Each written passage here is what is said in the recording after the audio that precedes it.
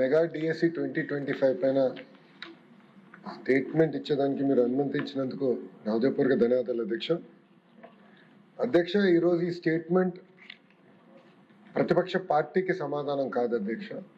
ఒక మంత్రిగా ఆంధ్ర రాష్ట్ర ప్రజలకి డిఎస్సి అంటే ఏంటి, ఎలా చేసాం, ఎలా నిర్వహించాము, అదేవిధంగా గౌరవ సభ్యులందరూ కూడా డిఎస్సిని ఎట్లా పకడ్బందీగా చేశామో తెలియజేయాల్సిన బాధ్యత నా పైన ఉంది కనుక మీ అనుమతి కోరటం జరిగింది అధ్యక్ష.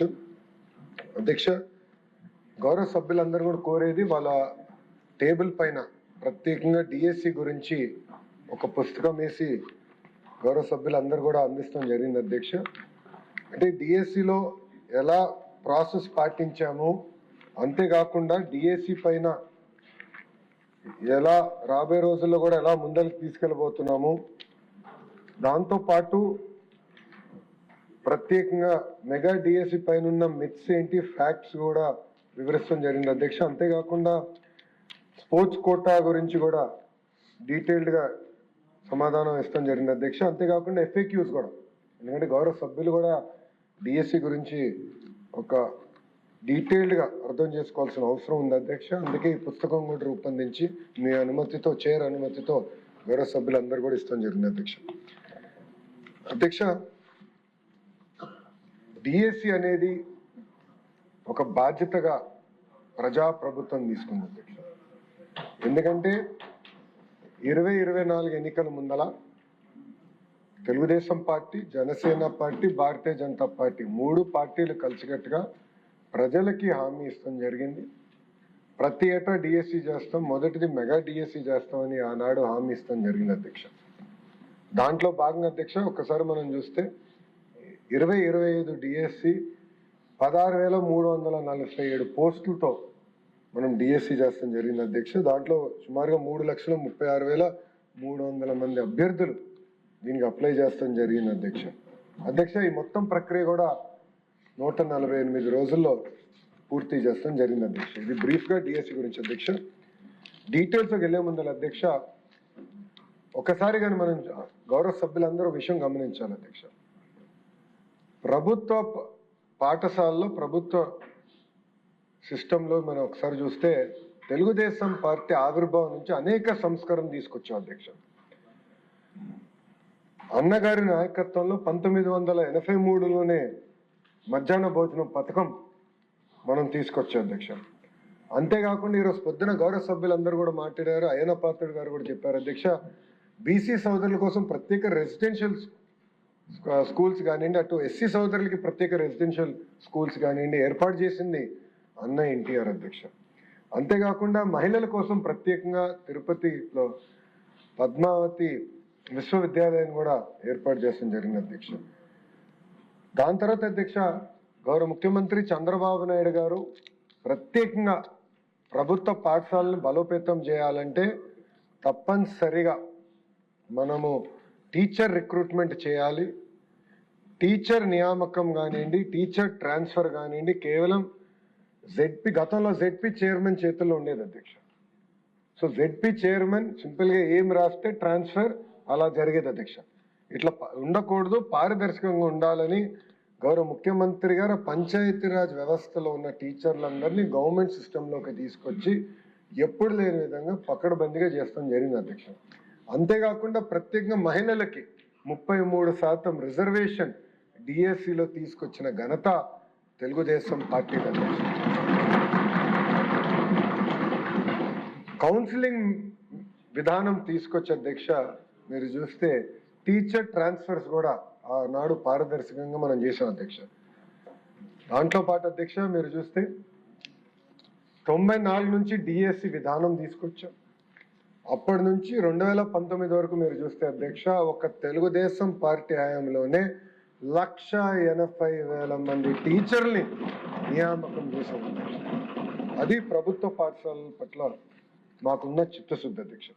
కానీ అధ్యక్ష 2019లో ఏం జరిగిందో గౌరవ సభ్యులందరూ కూడా తెలుసుకోవాల్సిన అవసరం ఉంది అధ్యక్ష.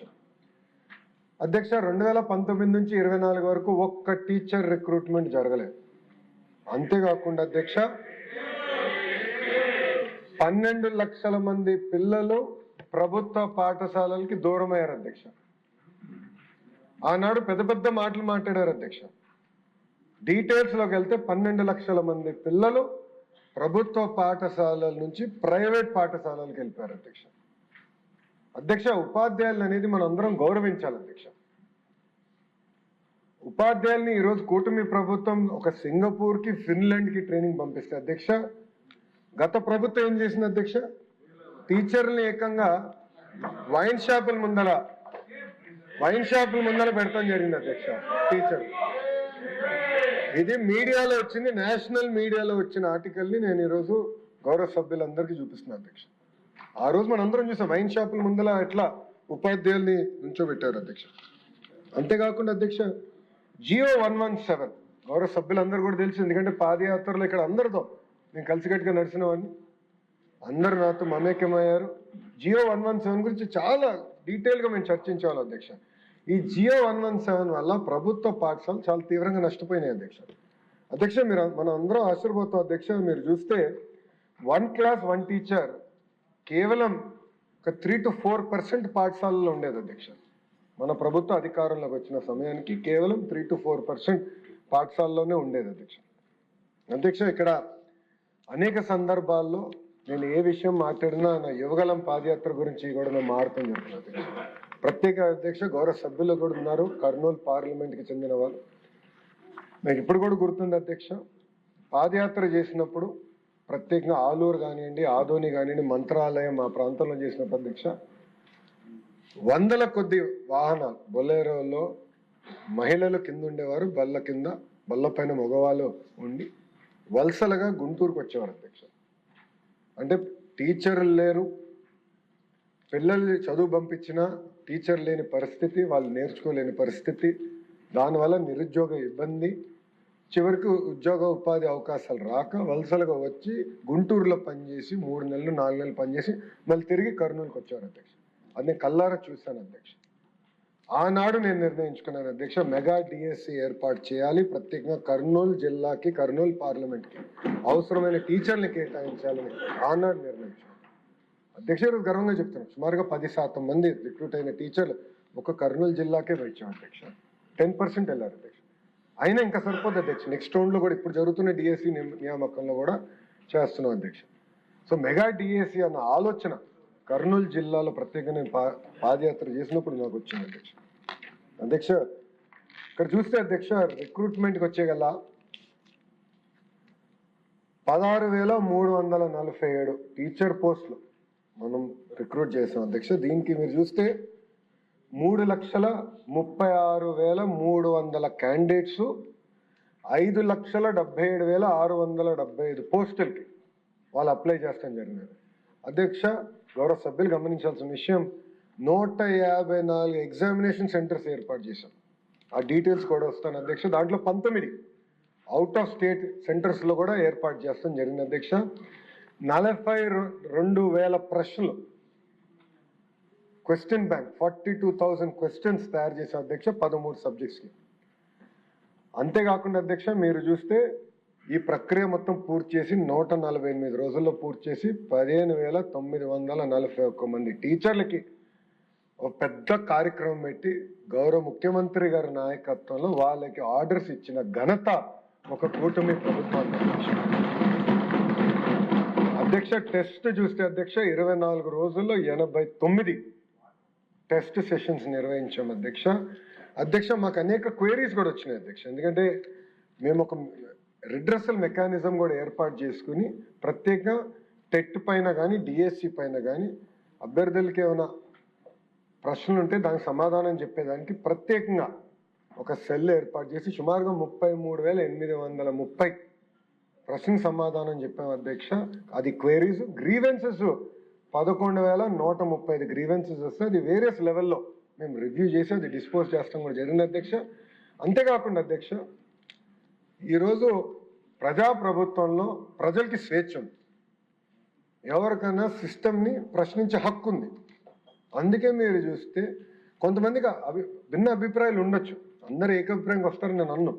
భిన్న అభిప్రాయం ఉన్న క్యాండిడేట్లు కూడా కోర్టుకు వెళ్ళి సుమారుగా 336 కేసులు కోర్టులో ఫైల్ చేశారు కూడా. దాని గురించి కూడా నేను వివరాలు ఇస్తాను జరుగుతుంది అధ్యక్ష.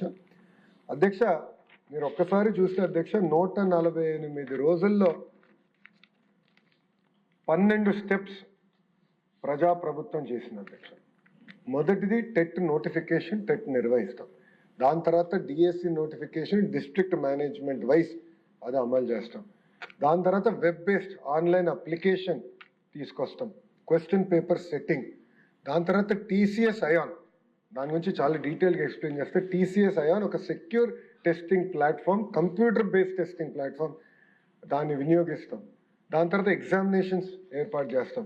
స్కోర్స్ డిక్లేర్ చేసి పారదర్శకంగా ఆన్లైన్లో ప్రతి విద్యార్థికి ఎస్ఎంఎస్ ద్వారా వాళ్ళ స్కోర్స్ తెలియజేస్తాంతో పాటు ఒక వెబ్సైట్ ఏర్పాటు చేసి ట్రాన్స్పరెంట్ మెకానిజంగా ఆ స్కోర్స్ అన్ని కూడా తెలియజేస్తాం.